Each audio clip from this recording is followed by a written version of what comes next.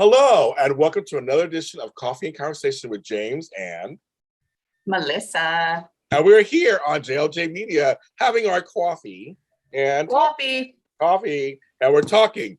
And this time we brought a friend like we did last time. We're bringing friends in sometimes to talk with us on our little Monday morning chats that we do. This guy is in insurance. That's how we both know him.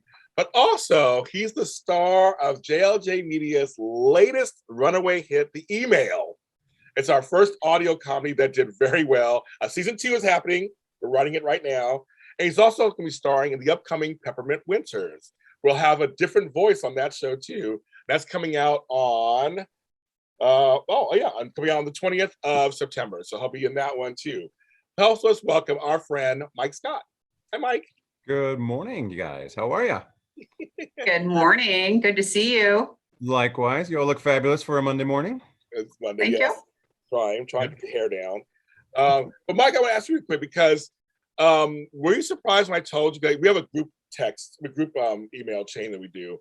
Were you surprised that? Because I was shocked. I'm happy, but I was shocked. Were you surprised that this email, your first venture, that actually did very well for us? Yeah. Considering it's the first quasi-professional production thing that I've been a part of, so that's awesome. I got a lot of critical acclaim. They love the story. Folks who don't know, it's a story about a guy sending an email to their wretched boss, and the whole season's about trying to get the email, and then what happens? The boss find out. It's a whole thing. So you can check it out now. People are still listening to it. So you can check it out now. I can't wait to see what happens, and I know what's going on so far. So I'll tell you, Mike has a great voice. And then Melissa, we're talking about voices, and you have a little story. You said. Oh, I do. So Mike Scott was tapped to do some voiceover work for one of our insurance conferences a little ways back, right, Mike? Just a little bit. Mm-hmm. And I think I was coming in as chair for that event. So they sat me next to Mike, and I'm sitting there with the recording, and Mike's to my right, and I'm sitting there, and he's like, "Hi, I'm Mike Scott. Welcome to da da da." And I'm like, "Hi, I'm Melissa." And it was so like, why do you put me next to this genius voice? It sounded like I don't recall it at all that way. And I'm so intimidated. I quite recall it differently. I was sort of like, "Hey," and then she comes in, "Hi, Melissa Philippimes here for IIB Cal." You were so pro. It was great. So. Yeah. Who do I believe then? Who do I believe? Both are like. You need to give yourself a little more credit, kiddo. I think it was pretty good. So. Well, I think that you're the one with the voice. So thank you for that. I appreciate it. But yeah, it was a little intimidating. A lot of fun, of course, because Mike's the nicest guy on the planet. Thank you. Yes. Thank you. My goodness. One of the nicest. I actually found that CD. It's like a promo thing. That's when they used to actually put out CDs or DVDs. So somewhere we have that. So it lives on.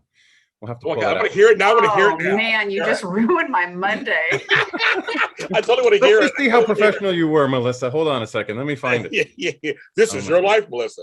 Where do we go? We went to like somebody's house to record that. I thought it was your office. Maybe. Back then. Maybe. Yeah, I think I drove out to Glendora. Wow. Yeah. Way back, Mike. We were a lot younger then. Back in the day.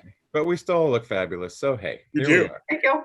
Mm-hmm. Well, it's funny you guys say that because we found a tape of me from November 1969 as a baby laughing. Can we hear it? I gotta play this. I haven't played it yet. It's me laughing. Well, put it in. Can you put it in now? Can you do it? I don't have the tape player's over there somewhere. You won't be able to hear it. All right. It won't pick up. But it says Jamie laughing. I was literally a year old. If it sounds the same as it does now, I'm gonna be very scared but happy. Mama. I can't do it. You have the best laugh ever, which you know. So. Yes, he does.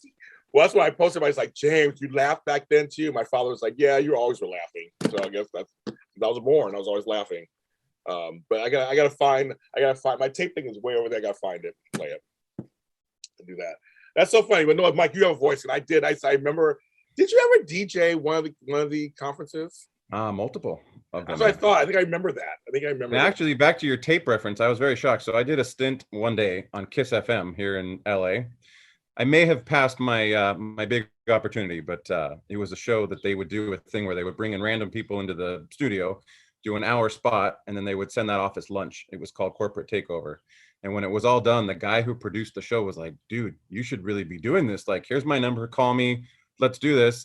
And 18, 19-year-old me was like a dummy and never did it. So, but yes, that's where the genesis of Mike on the Mic came from, because people were calling the show.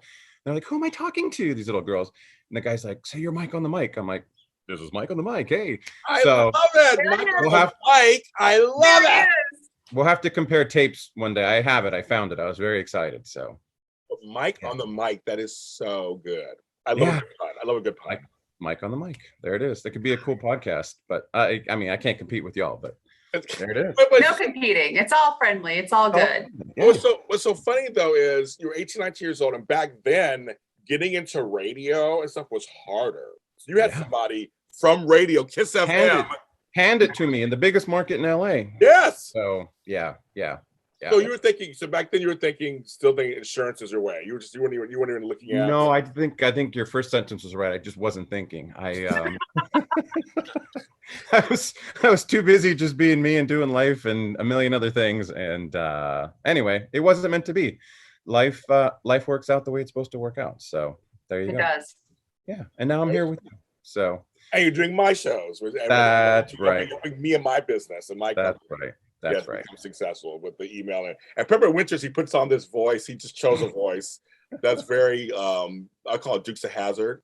And we like it. We love it. It's fine. It's like it works out fine for us. Like, I want to hear it. Do Dukes of Hazzard, Mike. He plays Roscoe Silver on this show. Roscoe, it's funny. That's probably where I got the genesis from. But now listen, Miss Winters, it's not that hard.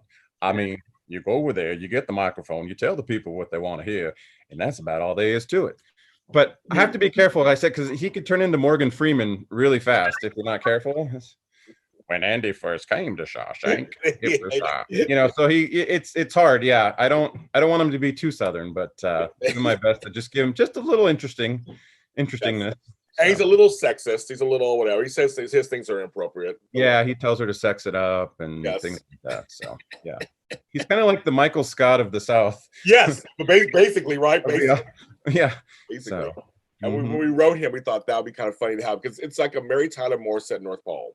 And, see, I don't know what the whole show's about, so it's funny because I've only brought me in for my part of it. So yes, I'll have to read. I'm reading about Christmas Town and this, that, and the other. I'm going, what is this show about?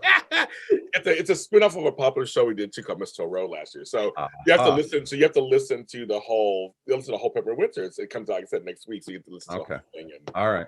A lot of folks like only hear my part. I only know my episode. So then they like listen to it and go, "Oh, that's what's going on." I'm like, "That's the cast is a hoot." I'll tell you that. Everybody in there is a lot of fun. So they are. I found some. I went on Craigslist, folks. Everybody out there watching this, I went on Craigslist and I found most of the people, and they weren't crazy. I mean, crazy in a good way. But they're all. I mean, as you know, super talented, wonderful voices. They really commit to it. We have a great time. We have a great time. I direct them, so we have a great time. And I mess up and make fun jokes, and we talk about it. And it's fun. We do it at nighttime, and they last like an hour. They don't last that long. I take an hour of your time, and it's been a lot of fun for me. It's been a very. It helped me get through the pandemic. It helped me get through being home alone. And for a lot of them too, they said the same thing. It's good for them to do something creative, but be. Because we're all stuck in our rooms or our houses, or we can't be on sets. Like Melissa talked about this before the show. You can't be on set because there is no set right now, or because of the pandemic. So you've been a great addition. So you fit right at both sets. You fit right on in. Thank you. And it's been really good. It's fun.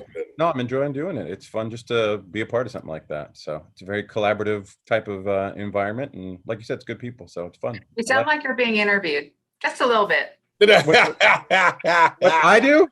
I can't help it, folks. This is how I am. But we do this sometimes. We talk conversations. Sometimes it does come across that way a little bit. I do just a little bit. Can't help it. Do it for a little bit. So, Mike, tell us what you have been doing during the pandemic, keeping your family sane. Are you traveling? Get us caught up. What are we doing? Well, professionally, which I know is not the question, but that's been good for me because we opened up a satellite office probably just 2 years ago, which is A, close to home, B, there's only 4 of us there, so we're all socially distanced. So as far as having to not be stuck in a makeshift closet to make that my office or something. I've been able to go to work, which is nice. I built a large 40-inch flat screen TV and hooked a computer to it, which made the kids Zoom computer. So instead of them staring into these little tiny laptops, they were both able to do school that way. We were very fortunate to have family and friends who would help out on certain days and homework and kind of keep them entertained. So my wife works from home.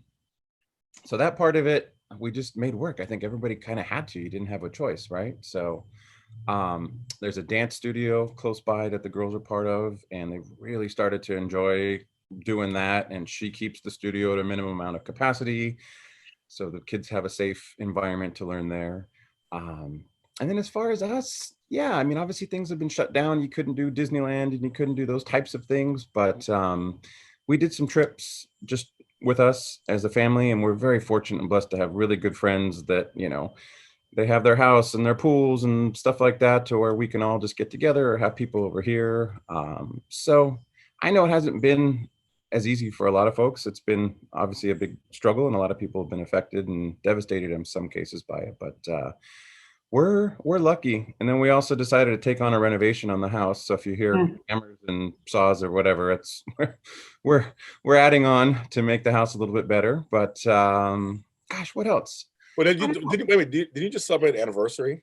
I did, actually. Hello. Thank you for bringing that up. Congratulations. That's a big thing. Hello, it's a big thing. Hello. 12 years of marital bliss. So yeah, we're married 12, together 15, which is crazy. She hasn't caught on to me yet, so I guess we're good. I remember you first started dating her. I remember you first starting dating her. Maybe even been there, because one of our first like official dates was an IIBA conference in Napa. Were you there? That was my year as chairperson. I was there. And I remember meeting her. Yeah, wine train. Because, you know, the whole committee was like, "Hey guys, have you heard Mike Scott brought somebody to the conference this year?" What is going on? Yes. You were part of the underground conversation. We're all spying on you guys. Yeah. But yeah. That was it was a lot of fun. And yeah, here we still are. So nice. Why do you think you guys are working? You know what? It's so funny. It's very cliche, but it holds true. When you stop looking, it finds you, right? Not for everybody, but you have to be ready for the opportunity when it presents itself. But at the same time, you can't force things to happen. You think you know who or what, but so I think it's a twofold issue for me. I had a lot of friends. I never seriously dated. I had a couple of serious girlfriends and that kind of thing. And then I wasn't like, oh my God, I got to marry this person, whatever. It's something that happened organically and naturally. And once we met, I've always said this too. You always want to find something that's wrong with somebody to, you know, that person's really great, and that person's, that would have been good, and I quit. Either I didn't want to find any issues, because you always can, or there just weren't. And so we just meshed really well together. But communication is the biggest thing, you know. We all have our stuff. And as much as you think you may know your partner, your spouse, whatever, we all have our stuff. So you got to talk about things and just, hey, what's going on? What's the day doing for you? What, and we talk a lot. So we're certainly very good friends. And then that makes the rest of the relationship work for us. And yeah, nothing's perfect, but it's pretty darn good. So I found my person, and I'm happy to be stuck with her. So why do you and Les work? I don't know. Well, okay. So, you know, Les and I work, and we work together. Right. And that's a different element to the relationship challenges. I think we genuinely like each other. Okay. And so, you know, on a Sunday evening, we're watching one of our favorite shows, and I'm thinking to myself, I wouldn't want to be here with anybody else. And after as long as we've been together and you're still thinking that, I just think you genuinely have to like the person that you marry. In the long run, for me, at least, I think that's kind of the secret sauce. And I think he's a lot of fun, and he's funny. And a lot of people don't get that read off of him because he's also very serious and kind of stoic, you know, but he's kind of a goofball. Yeah, he is funny. So he keeps me laughing. Yeah, he is And funny. he puts up with me, James. I mean, come on.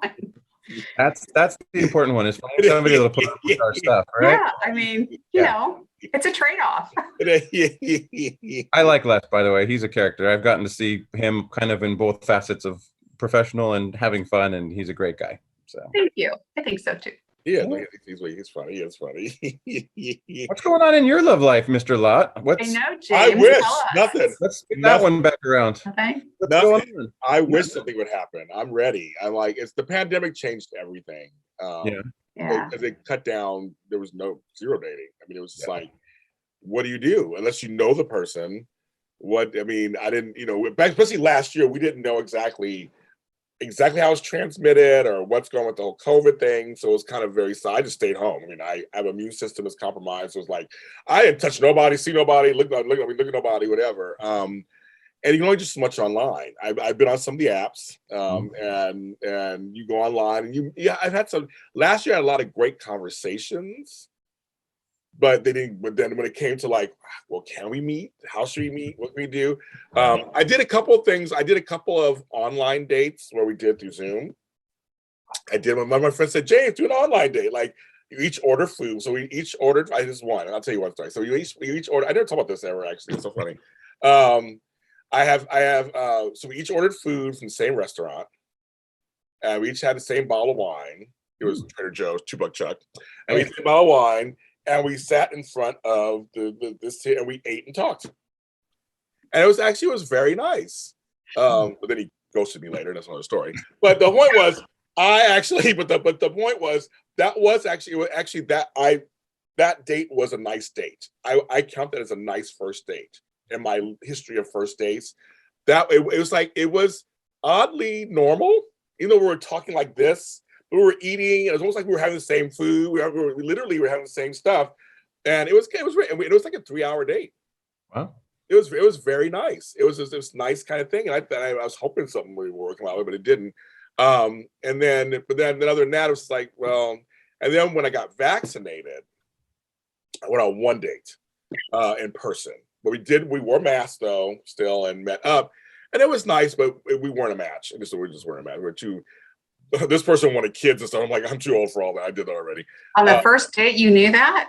Oh, yeah. So I usually go and try to be very serious. I try to go in, just talk about light stuff. Just like, what do you do for a living? What's going on? How do you like LA? Are you from here? Do you speak any language? Like, that kind. So I keep it kind of like that. I figured the other stuff will come later if we continue. Yeah. Well, this person wanted to tell me, because literally he was in the middle of purchasing a minivan. That was strike one.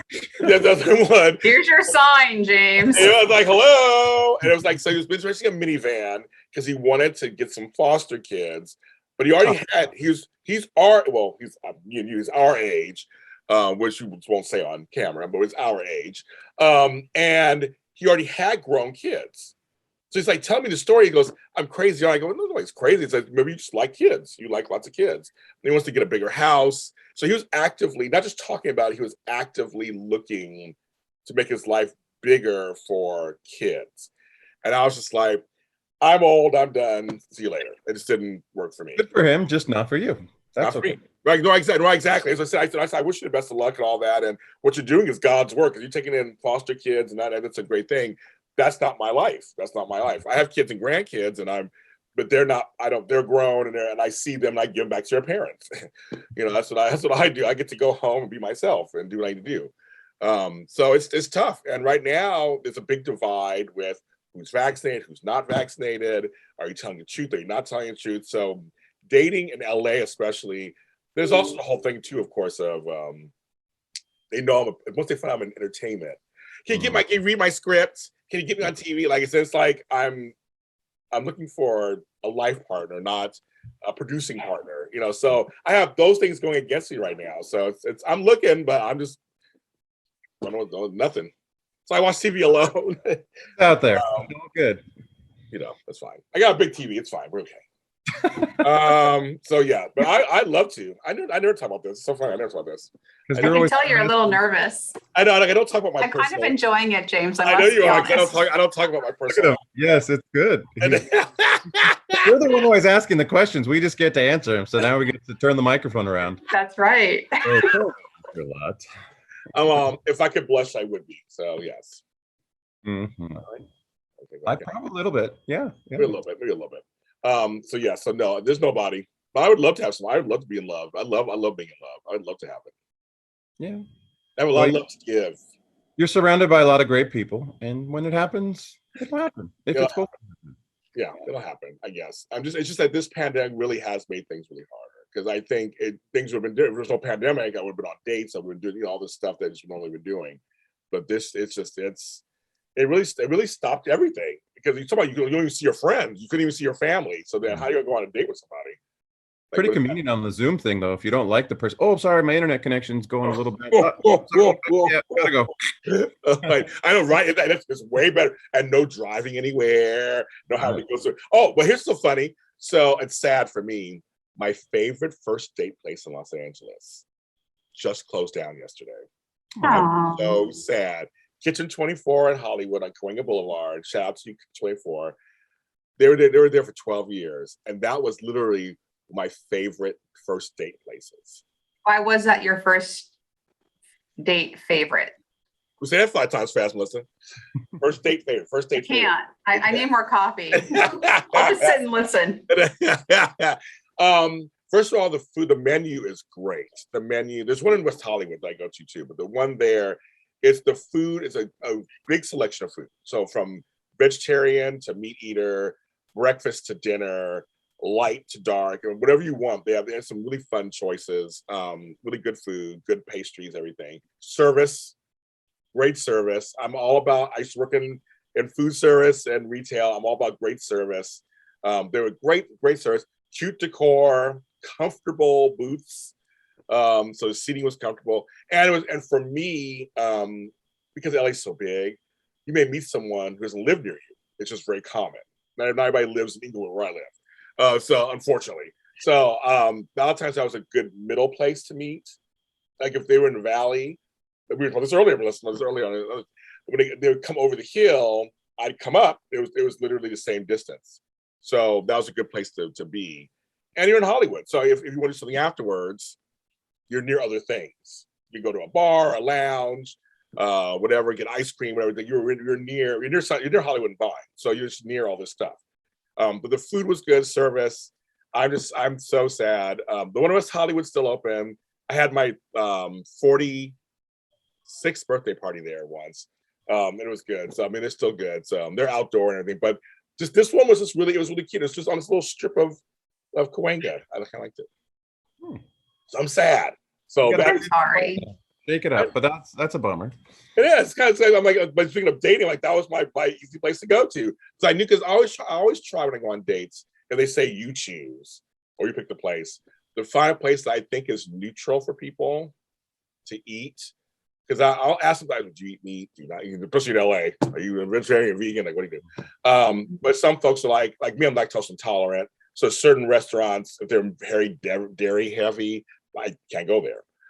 So I try to ask people a little bit, but then I say that, well, I know a few places in my pocket that I know I'm like, they're pretty much everything. So then chances are you'll find something on the menu. And usually everybody does what they do. It's also a place I took people who came in from out of town too. I would say, let's go over here, over here. And because it's cute. So, and it's do you have a favorite restaurant spot? Do I? Mm-hmm. We have a lot of cute little places here in downtown Monrovia. So they have a nice place called Bella Sera Trattoria, which is a little Italian spot, but they have this nice patio on the back. And so even though you're in the downtown, if you kind of close your eyes, you don't realize where you are. It's really nice. So they have a little fountain back there, so you get the water and the ambiance, and they're playing music and stuff like that. So yeah, I mean, I'm a foodie in that regard. I love great, like, opulent places to eat, but for just something nice that's a good affordable meal and a good place, that one's pretty nice. Best steakhouse, Mike. What's your take on the best steakhouse? Geographically speaking, no object, or does it have to be close to me? No object. Let's think big. Let's think big. So we recently had a couple of amazing meals in Vegas that we Okay. went for a friend's birthday. You can't go wrong with Cut, usually, which is Wolfgang Puck's Yep. restaurant. So there's one in Beverly Hills, which is really, really good. The one in Vegas was exceptional. And then probably for my money and close by, I'm a big fan of a Royal Chop House in Pasadena. I've not been there. You should go. It's very, very good. It just straight up good food, nothing overly exotic, but nice. It's not cheap, but it's a nice restaurant. Good drinks. They make all their cocktails with like I love it. If you're gonna have orange juice, they're gonna freshly squeeze an orange and mix that with the drink instead of some bottle thing. Anyway, it's good. Nice. It's not an everyday place, but it's a nice treat to go enjoy. So, what about you? Oh goodness.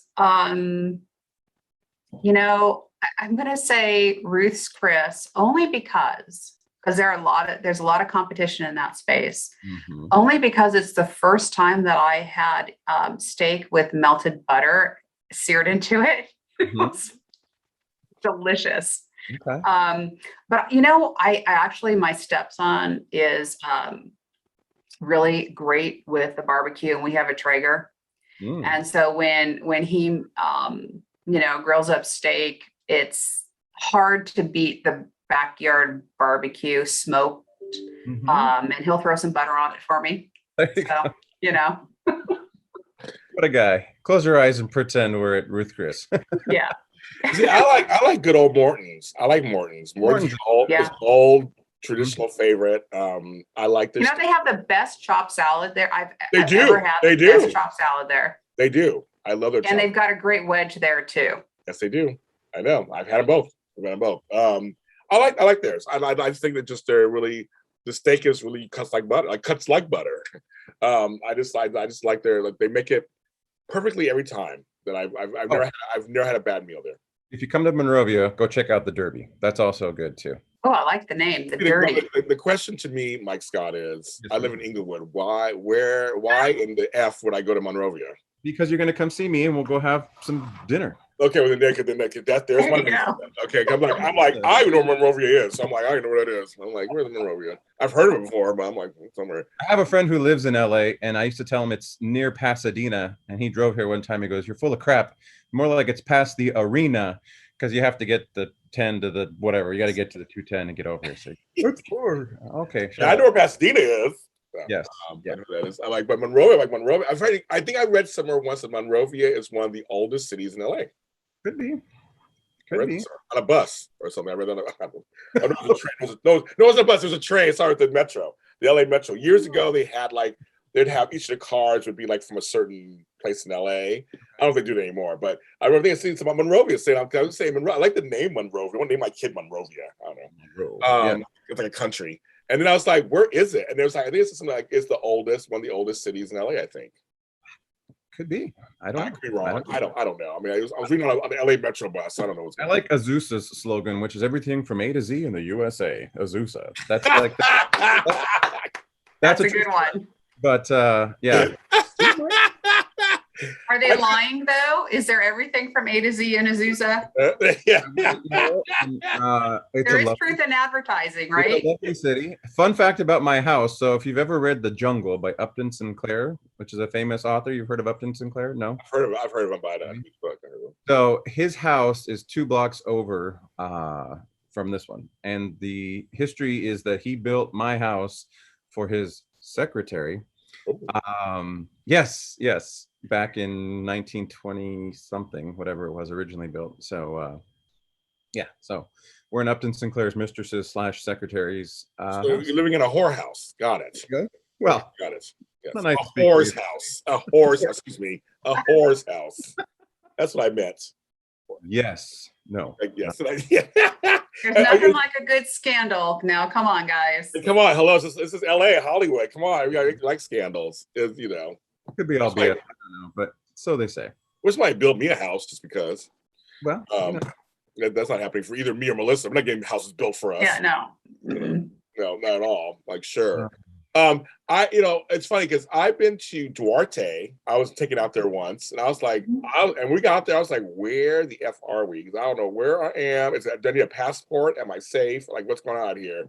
I couldn't tell you how to get there. Couldn't tell you what was out there. It was hardly anything out there. We were near some mountains. Yeah, so we're all along the foothills. Duarte, again, is a lovely town. It has its rougher parts, but there is a subsect of Duarte called Bradbury, which is the most affluent real estate. What? We're talking 25 and 30,000 square foot. So the owner of In-N-Out, right? In-N-Out, she just sold her house in there for like $17 million. And that's on the low end, Mike, if I'm not mistaken. It is. There are easily 30, 40, $50 million homes in there. It's huge. It's amazing, but go figure. They profiled Bradbury, $1 million listing LA episode. And I'm like, where is this place? This is so land there. And you're gonna pay for it. So yeah. And it's got this little sign on the freeway, the 210 freeway. This Bradbury, they make this big deal that you're coming up on Bradbury. I'm like, what is this Bradbury? And then I saw the show. I'm like, oh, that's what Bradbury is. So you get in it, and it's a private community, and yeah, it's very interesting. So it's Have you been back there? Have I been in? Yeah. I've actually not. I've not been in. Okay. I'm just curious, like, where the grocery store is. They go to the same. They go to the same peasant store we all shop at. Oh, okay, all right.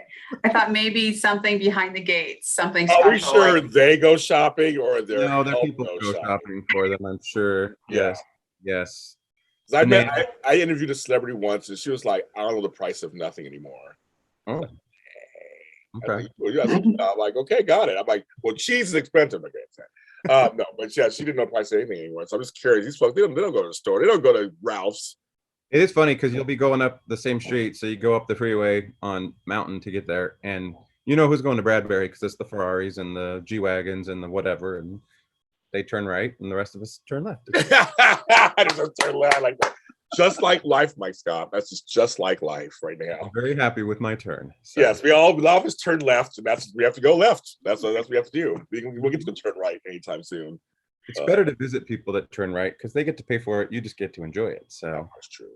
That's right. A friend of mine got a great trailer, but not even a trailer. It's considered a mobile community. Okay. But the house is 3-bedroom, 3-bathroom.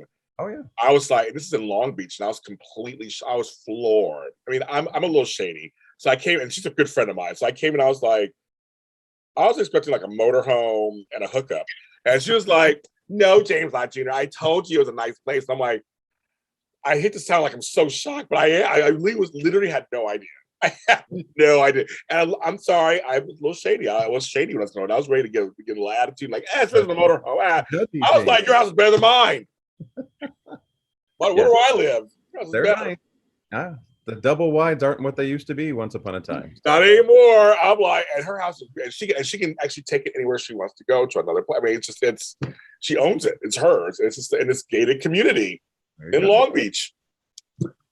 I'm like, she's lucky. She's like, okay, because she said she wanted to buy a house, but she didn't want to buy a standard home. She didn't want to. I guess that age, she's in their 30s, and that age where they didn't want to buy a traditional home. So I don't get the tiny house deal. They're lovely, but I need a little space. Mike, you and I are tall guys. Yeah. That's just I can do a motorhome. Those are fun, and then you can move that around. But permanent living no, can't do it. No, in my organizer community, they love them because you can't have a lot of stuff in them. Right. So they're like, oh, minimalist living. In a tiny house, you only have to have what you really need, right? Mm-hmm. I'm like, nah, not for me. I'm a bull in China shop anyway. In my house, I can only imagine that tiny house. I feel like a big monster just trying to come in there. I mean, no, that's not happening. I can't even imagine. I think when a queen size bed, I still need like a bigger bed. Yeah, I'm tall. I could use a king probably. How tall are you, James? 6 what? I'm 6 feet, but I'm just big in stature. No. How are you, Melissa? I don't know why. That's a curiosity question. How tall is Melissa Phillip Himes?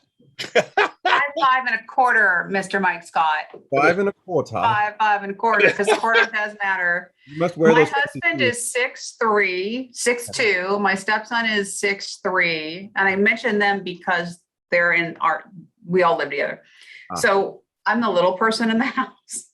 So I say to them, no, I'm average height. Y'all are the freaks in the house. The 5'5" for a woman is actually pretty good. My That's daughter's 5'5". Yeah, but I'm always like this in the house. When I'm talking, I'm always looking up. Yeah, my brother, listen to me, he's 6'3". He's 6'3". I look up to him. Notice when people go to hug you, they instinctively go up onto their tippy toes to do that. It's very odd. I always like, no, just hug me. It's okay. Like, hi, it's nice to meet you. And they're whoop. So yeah. But it's placement. They want to make sure where they land. I think it's like you're right, because they will a lot of times they'll tippy toe to me too, to hug up to me, and I'm like, can I come down? We come down now. We naturally kind of come down a little bit. But I think, it's the placement. It's the breast, stomach, whatever it is. Like they're worried, whatever that's going to happen there. They want the placement to be fine, I guess. I think. I guess. I just because I noticed that also. I think, and I love hugging, so I love to hug. So I've noticed people hug differently. Mm-hmm. You know, so I used to do around the top, in the middle. So some people will come hug me underneath me, and they want me to hold them. Then they fall asleep. I'm like, wake up! You're so soft, James. Like, I know, but wake up. My nieces do it all the time. They come to hug me a certain way, and they just go, like, don't go to sleep. Wake up. Crazy. You're like a teddy bear, James. A big teddy bear. Yes. I thought my koala bear was over here. I had a koala bear was given to me. I thought over here. I have a rat. Oh my God. So I was a quick story. So when I came to work for Insurance Skills Center, there was a rat on my desk from whoever was there before. I don't know what it was. It was just sitting there. And so it became my rat. I named him Rat. And so the big joke of me and Nicholas Paris, my ex-co-worker, colleague, or thing, was that I said, when I leave Insurance Skills Center, I'm taking my rat. So the big joke was that you're not leaving with that rat. That rat's staying here or whatever. So of course, when I left, I took it with me. So I just remember I have it. I had the Farmers Insurance shirt on. It says E-Agent. Yeah. And a little rat. I've had this thing almost 20 years. Very cute. You know, I didn't think that a rat would be a great motto for a global insurer, but okay. I know a rat. Like farmers decide to do this. I'm like, why a rat? Why a rat? Yeah. The lizard works. Lizard works. A rat. I don't know why. Yeah, because rats aren't really that well liked. Maybe it's a cute mouse, not really a rat. And not that they're any cuter, but I mean, look at that tail. That's a rat. I mean, you've ever been like New York, wherever those rats are huge? I see the tails first. I'm like, oh, I see a tail. Oh my God, it grossed me out. They grossed me out all the time. And I had a rat infestation in my house in Pittsburgh, and I was grossed the F out. The tails were like this big. I'm not even kidding. It wasn't even like their faces that it was the tails that they whip around the corner. I'm like, ah! It would just gross me out. They have like super jumbo rats in New York. I've never been, but I've heard they about are. They're like, no, I remember taking my friends there, and one time we're at nighttime, and there was like some, New York's dirty. We're walking by, and I goes, oh, there's some kittens over here. So I said, those aren't kittens. You sure? Because they look like, I'm like, well, wait till you get closer.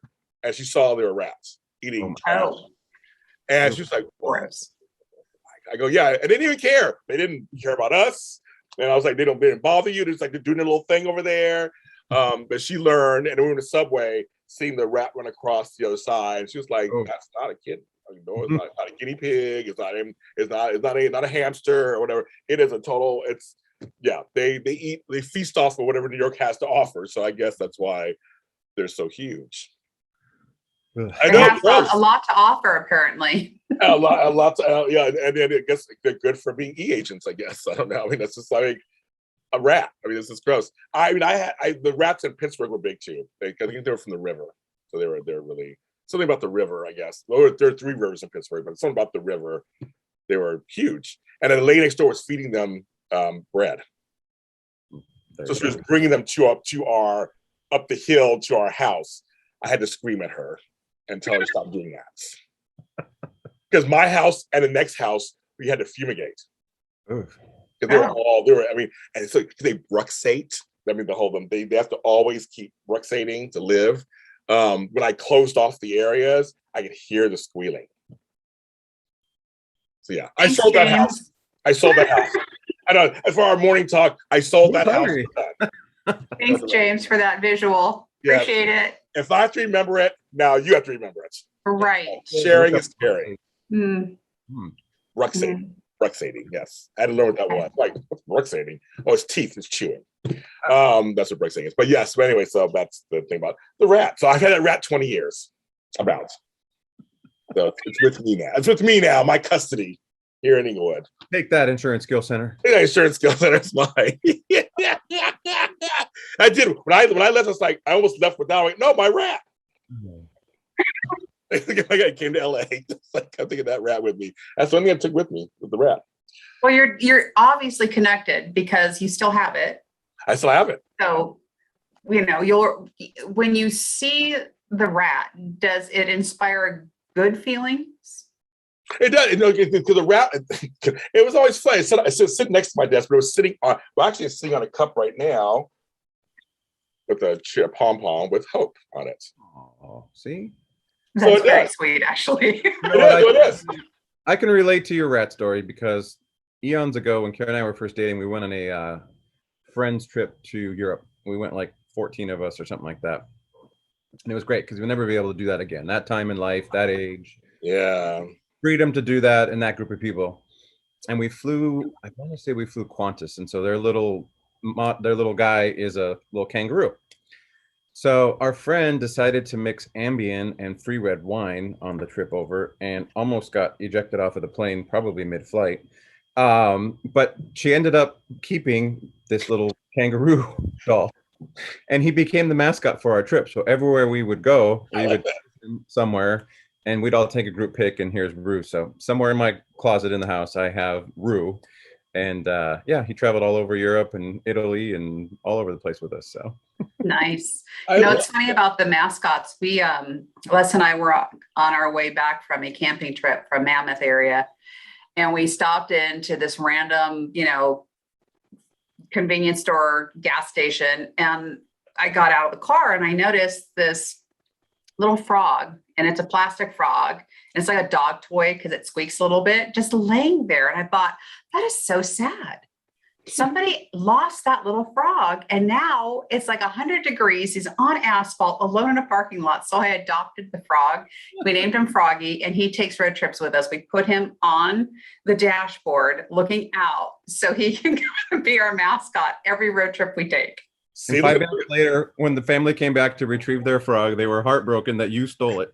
But it has a better life now. Froggy is well taken care of. I love that. So funny. We used to do this thing where we would take a sweater, an ugly sweater, and pass it along to our friends. Where I stay at their house, put it in one of their drawers. So then, like 6 months later, they find it, and then they take it to my house and put it in one of my drawers. And then 2 months later, I'd find it because I'm a little faster than them. So we did it for about 10 years. The sweater. I don't know who has it last. It's not me. I wonder where it is. I wonder who has it. We still have it. Oh, that's a good question.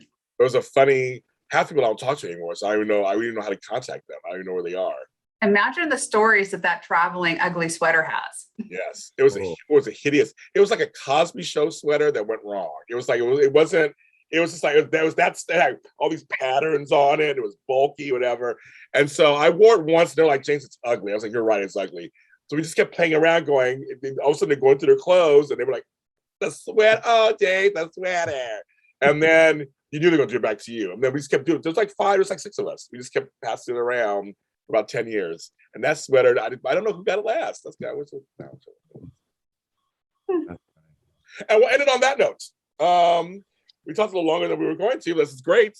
It's always what we do. Sometimes we have long conversations, we have short conversations, but it's always over coffee. Like I said, New Pod on the Block is my friend's podcast on boy bands. Check them out. They're everywhere. And I like that. I bought their merch. I support them. Thank you, Mike Scott, for coming on and joining us. Thank you for having me. It was fun. Thanks, Mike. It was great seeing you. Miss you guys. It'll be fun when we can all see each other in person. But for now, this is great. Miss you guys. And so I am James Lott Jr. You can follow me where all James Lott Jr. is sold at James Lott Jr. everywhere. And she's on LinkedIn. So just find her on LinkedIn. Melissa Phillip Hines. She's on there. There's a lot of P's in her name, too. A lot of P's. So find her in there. Do that. And Mike Scott. Where I am. I'm here. You can find me if you want to find me. Mike on the mic, baby. Mike on the mic. I do love that. Mike on the mic. Everybody, please have some coffee, connect, and have conversation. Talk it out. See you next time.